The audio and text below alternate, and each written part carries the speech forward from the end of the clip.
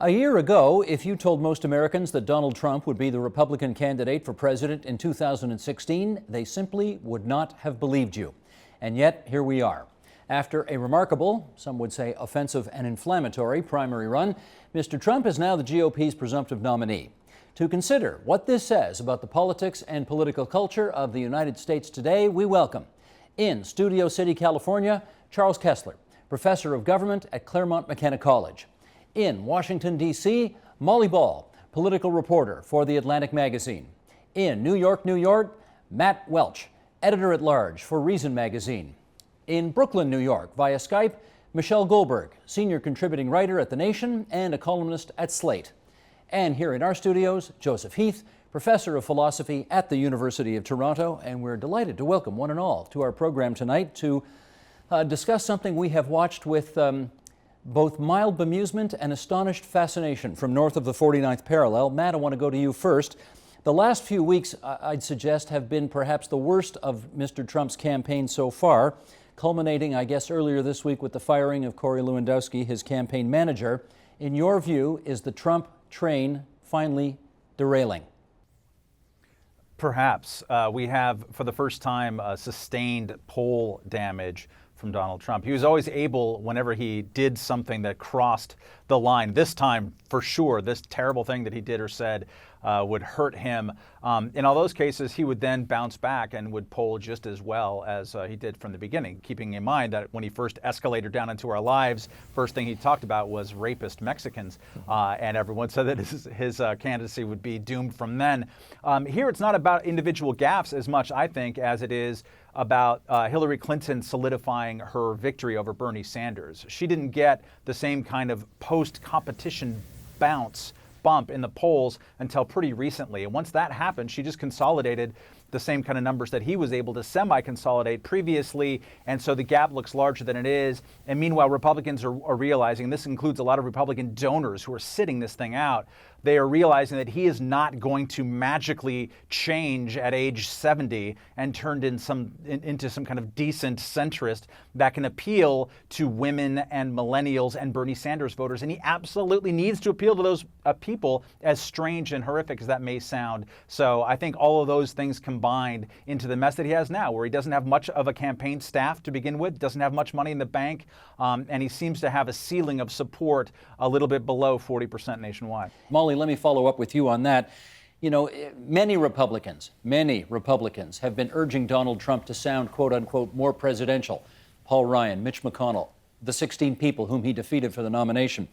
They've all been urging him to do that. You've been following him. You have seen him, I guess, recently trying to do that. How's he managing? Well, you know, I think throughout the entire year that Donald Trump has been a presidential candidate, we have really only ever seen him in one mode. He has made these intermittent attempts to, like, read off a teleprompter, for example, and it always comes off pretty poorly because the Trump who is entertaining and gets ratings and gets voters to pay attention is the outrageous, spontaneous Trump that we've seen from the beginning and that he continues to present in all of his public rallies and in interviews and in these sort of outrageous, off-the-cuff comments that he tends to make. So I think, you know, the Lewandowski firing is a very interesting moment for Trump and his campaign because for a long time you had this internal battle between sort of the id and the superego of the Trump campaign, represented, I think, by Lewandowski, whose motto was "Let Trump be Trump," and really thought that was all you needed to run a national campaign. None of the tactical stuff, none of the money, the apparatus that are traditional for presidential campaigns. And then you have Paul Manafort, the D.C. insider, the political lifer, trying to bring more of that presidential gloss, the reading from a teleprompter and building a traditional campaign infrastructure and fundraising and so forth. And he seems to have now chosen sides in that battle. The question is whether that sort of professionalism can actually carry over to the candidate himself, and whether he is capable of adopting a persona that will be less susceptible to these constant eruptions of controversy and more able to, as Matt was saying, build bridges with new parts of the electorate that he hasn't had to speak to during the Republican primary. Now, having said all that, Charles Kesler, this is a man who won 13 million votes in running for the Republican nomination. That's more than any Republican candidate ever. That says something. What do you think it says? Well, first of all, Trump made his reputation on reality TV by saying, "You're fired." I think the amazing thing with the Corey firing is that it wasn't televised. It would be just the kind of theater Trump likes. But Trump has a constituency. I don't know that it is that he's hit the ceiling of that constituency yet. That remains to be seen. If in a month from now, at the Republican National Convention, he is still down in the polls or further down in the polls, then I think the sense of panic within his party, certainly, and even within his campaign, will be undeniable and quite public. But look, he speaks to the American people in a strange way, in a very amateurish way, in a very unprofessional way, and that has worked for him because he's been willing to be not only politically incorrect, but to embody political incorrectness, to own it, and to do so in a way which has got at least a large segment of the American public laughing along with him, not at him, but along with him as he sticks pins in the liberal balloons. Joseph, let me get the sort of Canadian angle to you, if I can, since you have watched this from north of the border, presumably somewhere between bemusement and astonishment. We had Rob Ford in this city. I was about to say, I mean, there are elements of this that as a Torontonian just sound really, really familiar. And I can see the American media and the commentariat going through a lot of the same sort of phases that people in Toronto went through with Rob Ford. Right? Because with Rob Ford, you also had someone who sort of just broke absolutely every rule of professional politics. And, was on tape saying outrageous things, being, racist and so forth in public. And, people kept saying, oh, now he's crossed the line. Right? And then it turns out, oh no, turns out he hasn't crossed the line. His poll numbers are still like a third of the electorate supports him, right? And then something else happens, oh, now he's crossed the line, right? And then, turns out, like you couldn't make a dent in that support. And so there was this slow process where it, eventually dawned upon people that there is no line, right? As far as certain voters are concerned. Maybe as far as certain voters are concerned, but of course Ford won more than just those certain voters. He got some others as well. He got more than half the votes. So the question is that happening to Donald Trump? He may keep his core, but is he losing others? Yeah, so Ford's big advantage was that he was running in a plurality system where he could have more than one opponent. And so he didn't need to have 50% plus one in order to win. And that's why the fact that he had that sort of untouchable core of supporters of about a third of the electorate then eventually became a problem. And similarly, people have pointed out that with respect to the primaries, you can win with a highly mobilized but less than 50% base. Mm-hmm. But obviously, once you get into a general election where the chances of a third-party candidate now are really slim, so it looks as though it's going to be two people, and then you really do need to get more than half the electorate. Although I see the head of the Libertarian Party polling around 9% right now, which we'll see what happens with that. Matt, one of the phrases used to understand the reasons why so many people are into Trump is, quote unquote, economic anxiety. And I just want to pull something up here from 538.com, which shows that the median household income for Trump voters was about $72,000 a year. That is well above the national median household income of $56,000 and higher than the median income for Hillary Clinton and Bernie Sanders supporters, both of which is just north of $60,000 a year. So how does, Matt, to you first, how does that, all right, I'm told we've lost Matt. Michelle, let me go to you on this then. How does that economic anxiety argument make any sense when Trump supporters appear to be better off than most? Well, because I think that they think that they're not better off than they used to be, and that they're not as well off as they should be, right? So there's a couple of different things here. One is that you have people who, even on $72,000 a year, it's possible to feel yourself very, very squeezed in the United States as the costs of housing go up, as the costs of childcare go up, as the status of professions that don't require a college degree go down.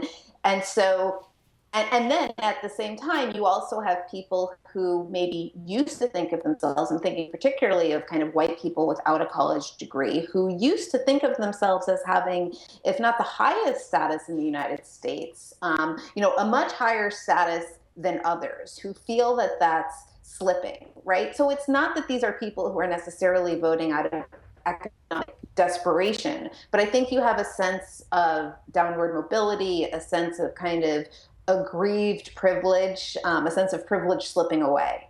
Let's just play some tape right now. Here's a compilation of Trump supporters, and then we'll come back and chat after we show you what they have to say. Sheldon, roll it, please. He's not a politician. He's not used to having to practice, what to say. He speaks his mind like, a lot of people do, not like a politician would. My president comes on the TV and he lies to me. I know he's lying. He lies all the time. Look, friends. I don't believe any one of them, not one. I believe Donald. When he talks about especially immigration control and the border, he doesn't care what people think. He tells the truth, what we need to do. Somebody just needs to go in there and take control of this. I just think it's going rampant, and I'm worried about America, worried about our safety. They're getting in. They need to be stopped.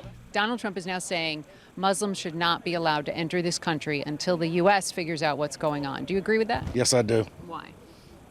I don't want them here. Who knows what they're going to bring into this country? What, bombs? ISIS? What? They need to go. We need business, and I like his roughness, and little Reagan-esque comes to mind. It's just tough. We need someone tough.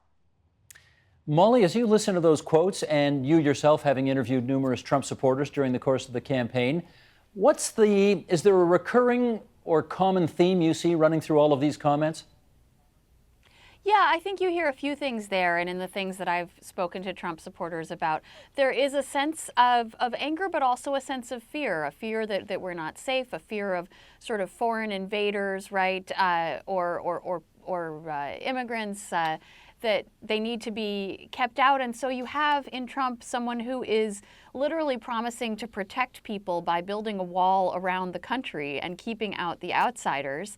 And then also with an economic policy that is literally protectionist and therefore protecting or trying to bring back some of the manufacturing jobs that have been lost in this country in the past few decades. So, it's very interesting how divergent the reasoning for a lot of Trump supporters may be, because he is so good at seeming to say a lot of different things at the same time, and people sort of see whatever they want to see in him.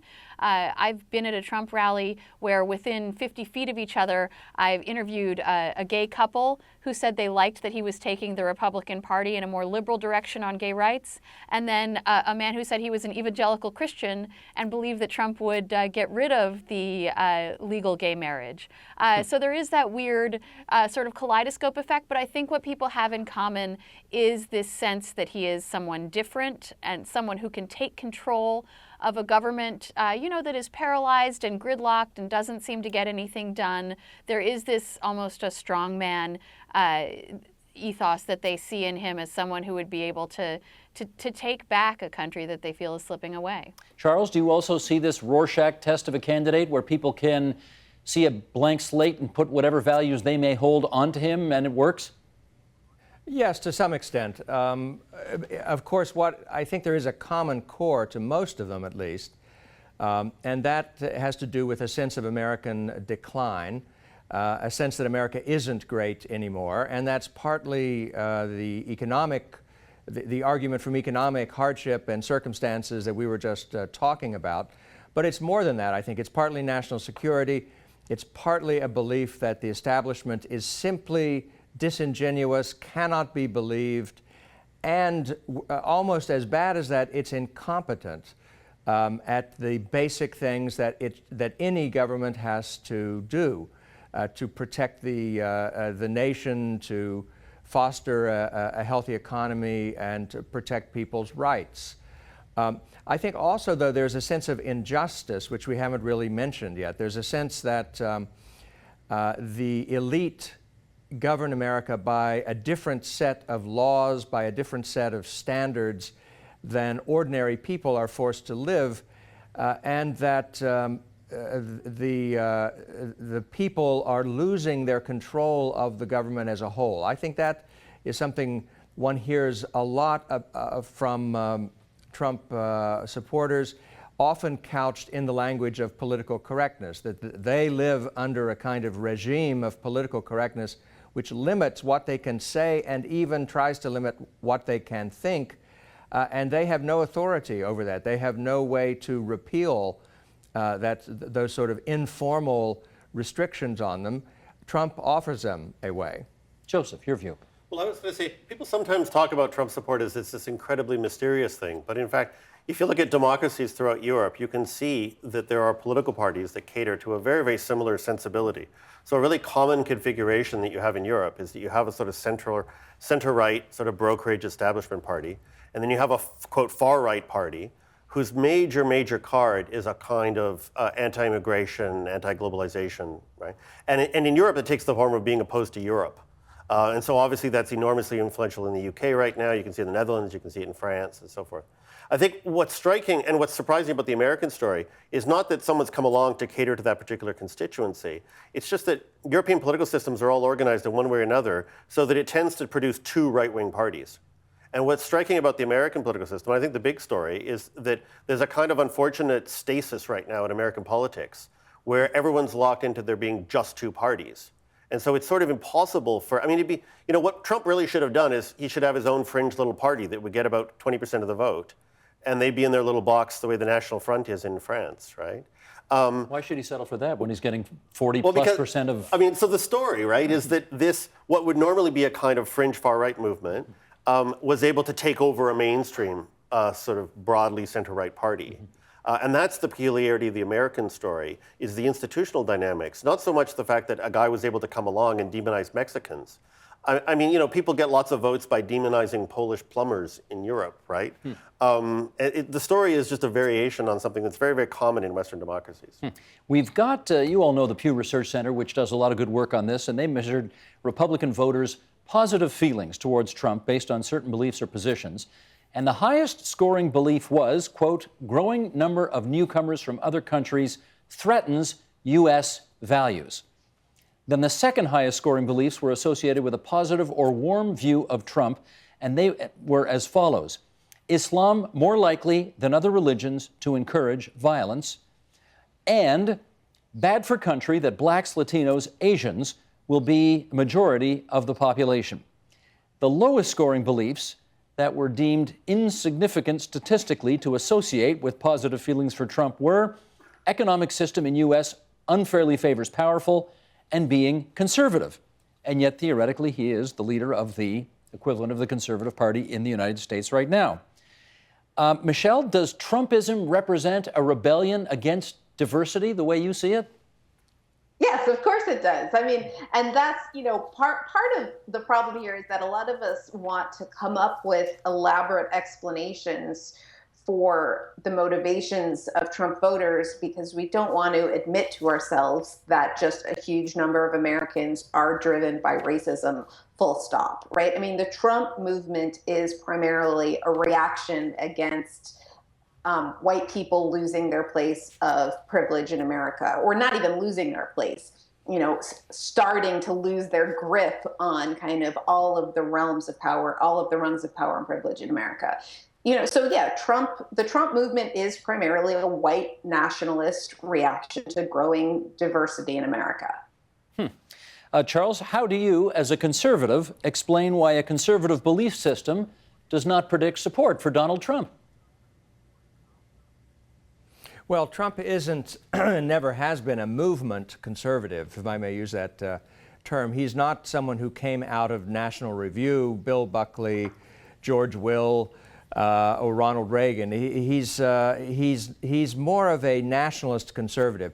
I don't think he's a racist. I don't think that his nationalism is tinged really by that kind of ugliness. He speaks in hasty generalizations sometimes, but I don't think they're genuinely racist. Certainly, he would be a very strange enemy of diversity who has an Orthodox Jewish daughter son-in-law and grandchildren. That would be a strange kind of fascist, to use the term that is sometimes bandied about in regards to Mr. Trump. I do think that he is speaking to an electorate that is suspicious of affirmative action, that is tired of the racial politics, the ordinary doublespeak racial politics that American liberalism has indulged in for a long time, and conservatism has enjoyed its innings doing that too. But I don't think that there's anything that is that nasty really going on in the Trump campaign. Most of the statements he makes are extremely incautious and overgeneral, but he typically walks them back, and someone can be found who can explain them and give them, to me at least, a persuasive explanation that suggests a certain amount of goodwill and even concern for the nation. I think that's reading some elements of European politics into our politics. I don't think you find that in a Trump rally, at least not in the sense that one would have found it in, say, a George Wallace rally back in the 60s. Molly, let me follow up with you on that, insofar as it is true that Donald Trump, his daughter Ivanka, converted to Orthodox Judaism. He has a now Orthodox Jewish grandchild. It is unusual for a racist to have that on his resume. Having said that, he said an American-born judge of Mexican heritage would be incapable of rendering a fair judgment on anything having to do with his legal problems. So where are you on this issue of whether he is or whether he isn't a racist? Well, I think you can be a racist without being an anti-Semite, first of all, but without trying to get inside Donald Trump's head and discern to what degree he does or doesn't harbor views about certain groups. I have spoken to hundreds of Donald Trump supporters over the course of covering this campaign, and many of them do harbor very sort of retrograde racial attitudes. What you find most often is a feeling, sort of like Michelle was alluding to, of racial resentment, a feeling on the part of sort of lower middle class working class white people that immigrants and minorities and African Americans are getting advantages that they do not have access to. You hear them saying that they feel that the president favors his own tribe, who favors minorities over white people. They feel that the system, whether it's affirmative action or the welfare system or whatever else, they feel that that gives benefits to minorities and to immigrants over the interests of people like them. And so I have heard repeatedly this strain of racial resentment, a fear also of crime committed by minorities and disorder in inner cities, a fear of the black protest movements that we've seen arising in the United States in the past couple of years. And so I think a lot of this is grounded in racial attitudes, even if it is not, the sort of pro-segregation politics of an earlier era. Joseph, let me follow up with you with this issue of the strong man. Some have even gone further than that. I don't know if you saw Robert Kagan in the Washington Post writing a couple of months ago, in which he said, or I guess it was just last month, in which he said, this is how fascism comes to America. Not with jackboots and salutes, although there have been salutes and a whiff of violence, but with a television huckster, a phony billionaire, a textbook egomaniac, tapping into popular resentments and insecurities, and with an entire national political party, out of ambition or blind party loyalty or simply out of fear, falling into line behind him. Yes or no to Trump being a fascist? Well, it's such an overdone line that I guess I don't really want to go there on whether he's a fascist. I mean, obviously there's a certain kind of impulse. I mean, the kind of person who admires Putin probably admires Donald Trump as well. And of course, Donald Trump admires Putin. I mean, there's a kind of family resemblance there. But I think what's going on is that the American political system, as people sort of generally understand, is a political system in which it's designed to be incredibly difficult to get things done. Right? So there's the famous system of checks and balances, right? All these veto points. I mean, the American political system actually it's so difficult to get things done that Americans don't even try to reproduce their own political system when they invade other countries, right? Like, they set up a parliamentary government in Iraq. They didn't try to reproduce their own political system.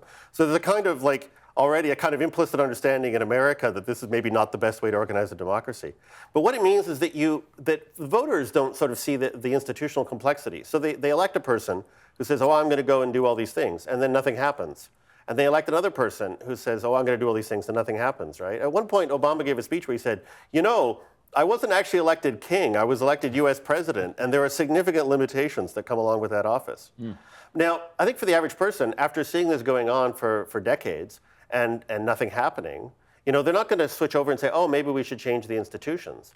What they do is they say, oh, we need to send somebody in there who's even tougher, right? I mean that movie, you know, Mr. Smith Goes to Washington, was actually a really misleading movie because it suggested that if you just had the right kind of person, you could overcome all of these institutional obstacles. And he did not in that movie. Yeah, and there's a sense in which, like, that people still have that as their template, right? That they're going to send this guy, and if it's not a particularly virtuous person, it's that they're going to send a tough guy, right? Who's going to say, you're fired, and then people really will get fired, right? Charles, here's what I find interesting, though. I mean, Kagan is hardly some squishy lefty, right? I mean, he's a neoconservative, he's well known. Is he wrong to call Trump a fascist? Yes, no, I think that's a terrible exaggeration. It's a misclassification, I think. I mean, there's nothing fascist about Donald Trump. I mean, he is a businessman. He's a kind of entertainer. He's an amateur politician. But there is no party. There's, you know, usually in fascism, there's a strong party doctrine. The party has a secret wisdom or a higher wisdom concentrated in the head of the party, the leader. And I just don't see anything like that. Trump is not a party guy. His favorite sport is boxing. He doesn't like team sports. He doesn't like playing with others. He's not a guy who has a doctrine or a party. And without one or the other or both, it's very hard to conjure up the phenomenon of fascism. Michelle, do you see elements of fascism in the Trump phenomenon? Sure. I mean, I guess he's more of a postmodern authoritarian strongman, right? I mean, certainly he doesn't do what, say, the fascist and totalitarian movements in pre-war Europe did, which is to set up kind of a lot of parallel institutions so that you have, your own militia and your own universities and your own, he doesn't do that. It's just him. But look, he is proposing, he constantly talks about wanting to limit the First Amendment, and he personally goes after journalists who have displeased him either by revoking their access to him or, often when it's female journalists like Megyn Kelly launching these extraordinarily vicious and vulgar personal attacks. He has sort of a small cadre, but a cadre of violent thugs around him. When you go to Trump rallies, he,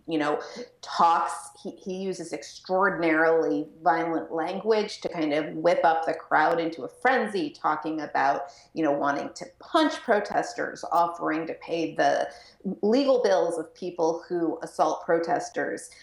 If he actually went through with his plans for a wall and for the mass deportation of immigrants, we would see a nationwide roundup and network of internment camps to make that happen. And so I think that on the one hand, sure, you can say that there are significant categorical differences between Donald Trump and, say, an Adolf Hitler. And I think that's the best thing you could say about Donald Trump. But is that really, that's not a high bar. So there's certainly, I think Donald Trump is he's in a different category than any sort of Republican that we've seen so far. And I think that Robert Kagan and others are right in seeing him as an existential threat to American democracy. Indeed. Joseph. I think the one thing that can be said fairly is that he's the candidate with the least respect for the U.S. Constitution in living memory.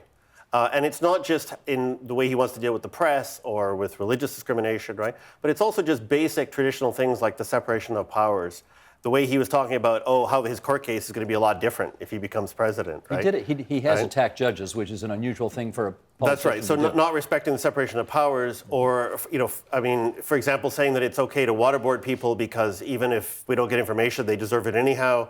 So that's obviously not respecting sort of basic principles of due process with respect to the punishment of people. It's pretty high on the Second Amendment, though.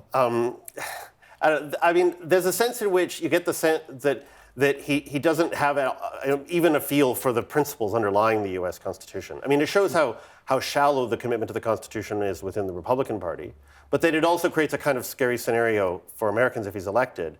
And there are sort of two camps. There's one camp that says, well, he's not going to do all this stuff because the Constitution will constrain him. But then the other people who say, no, he's in fact a genuine threat because he doesn't actually subscribe to or support really the most basic principles of the U.S. Constitution. Charles, you want to respond to that? I think this question of the Constitution is an interesting one and a vital one, and it's partly perhaps why he is popular. It's true he hasn't said much about the Constitution, but what he has said has been broadly consistent with a constitutionalist kind of conservatism. After all, he is not in favor of amending the First Amendment to restrict free speech in elections and in election spending. That is Mrs. Clinton's proposal, formally, to amend the First Amendment. What Trump is talking about in regards to libel is simply going back to the state of libel law before New York Times v. Sullivan. That's in the early 1960s. That's a huge step backward. It's probably impossible to do, but it has nothing to do with changing the fundamental guarantees in the First Amendment. I also think that his constitutionalism shows in the fact that he's been very critical of President Obama's executive orders. And what Professor Heath just quoted is something that Obama said, that he's not the king or the emperor of the United States. He can't change immigration law. And then a few months later, he proceeds to change immigration law, more or less as he was saying it was impossible and invalid before. That's the kind of constitutional tergiversation that suggests President Obama is not a great constitutionalist at all. In fact, one can make a pretty good argument that it's liberalism that has been in the business for 100 years of freeing up the president, of getting making the president a leader of the American people outside of the framework of separation of powers, outside even to some extent of federalism, so that the president and his party can do good things for the American people. Mr. Trump has said that he intends to return the presidency to the Constitution, to bring it back inside the Constitution.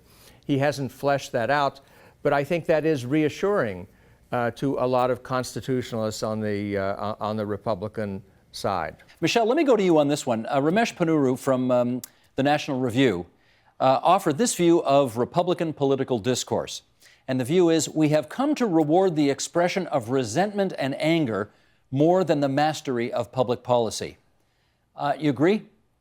Yeah, I definitely agree. And, there's a sense in which this is, the kind of, this is the Republican Party, this is kind of the Republican Party, how should I put this? This is, the Republican Party created this monster, right? The Republican Party created the Frankenstein that is Donald Trump. Ever since Barry Goldwater, you've seen conservatives have kind of delegitimized expertise, delegitimized, kind of so-called intellectual elites, have nurtured the idea that ordinary people are being victimized by all sorts of, conniving and almost occult liberal forces. And so it's almost as if now you see these various appalled conservative writers and thinkers realizing that people took their rhetoric seriously, that, they've ginned up this level of paranoia, this level of kind of complete distrust in government. And now they're reaping the whirlwind. 25 million people roughly voted for, in the primary process, Donald Trump and Bernie Sanders. And I won't pretend that the second choice of all of those 25 million people is the other candidate, but I have been astonished to hear how many people have said, if I can't get Trump first, I'll go for Sanders second, or vice versa. What is that? Well, I've met a lot of those people. I've met people at Bernie Sanders rallies who said that if, or as it turns out, when he doesn't get the Democratic nomination, they intend to vote for Trump. And I have met Trump supporters who said that they would not support any of the other Republican candidates, but would support Sanders. And it's easy to paint that just sort of generically as a sort of mad as hell block of voters, right? People who are angry at institutions, angry at the parties, angry at what they see as the sort of elites that we were talking about earlier, a class of sort of privileged and unrepresentative and fundamentally corrupt, sort of mutually back-scratching Washington insiders who have taken control and are simply feathering their own nests. I think there's some interesting commonalities on policy as well between Donald Trump and Bernie Sanders. They are both against free trade. They are both opposed particularly to the Trans-Pacific Partnership and to NAFTA before that, and say that these agreements have hurt the interests of American workers. Bernie Sanders earlier in his career was actually skeptical of liberalizing immigration as well, although he's changed tack on that a little bit. Trump has at times said that he wants to impose higher taxes on the rich, although the actual tax plan he has released does not do that. He says he wants to preserve Social Security, which is supposed to be a third rail for Republican candidates. So there is this sort of populism that the two candidates share. Now, the Sanders people hate when you say this because for the most part, they do see themselves as distinct and as more virtuous than the Trump campaign. And I think that the crossover in that Venn diagram in Trump and Sanders supporters is relatively small. However, I think it is significant that in the same year you have these populist uprisings in both parties, and I do think it signifies a larger breakdown of American parties and American institutions. Charles, you're just back from Washington, D.C., having talked to lots of politicians there, and I'm wondering what view you come away with in terms of whether this is an existential moment for the grand old party. The other side of the story is that the Republican Party has the largest number of state legislative seats and governorships since the 1920s, since Calvin Coolidge was president. And they have substantial majorities in the House and less substantial but still impressive majorities in the Senate. The Democratic Party below the presidential level has suffered huge and grievous blows in the course of Obama's term. So it is true that over the last 6 presidential cycles that the Republican Party has declined, but it's also true that legislatively and at the state level, the Republican Party is enjoying something of a renaissance. So it's not just that the Republican Party is in trouble. However, the people in Washington I did talk to, having begun to reconcile themselves to the candidacy of Donald Trump, are extremely nervous now, I would say. The last couple of weeks have not been good for him.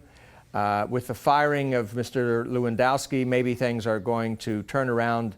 But above all, I think they're concerned that Trump does not seem to be serious in the sense that he's not studying up. He's not preparing himself to be president, much less to run for the presidency, and he has got to do much better than he has been doing. And they are nervous about that. That's why there continues to be chatter about some rule change suddenly to be sprung at the convention, which I think is probably an impossibility, or some other mechanism to, deus ex machina, basically, to save the party from Mr. Trump. I think there is no saving the party from Mr. Trump. He won the primary elections and the caucuses fair and square. He's going to be the nominee.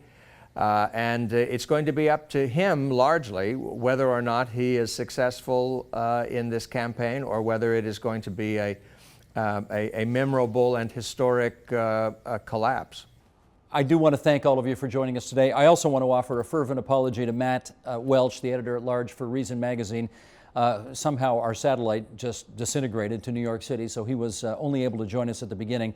But Charles Kessler, Molly Ball, Michelle Goldberg, Joseph Heath, thanks so much to all of you for helping us understand the phenomenon of Donald Trump a little bit better. Thanks, everybody. Help TVO create a better world through the power of learning. Visit TVO.org and make a tax-deductible donation today.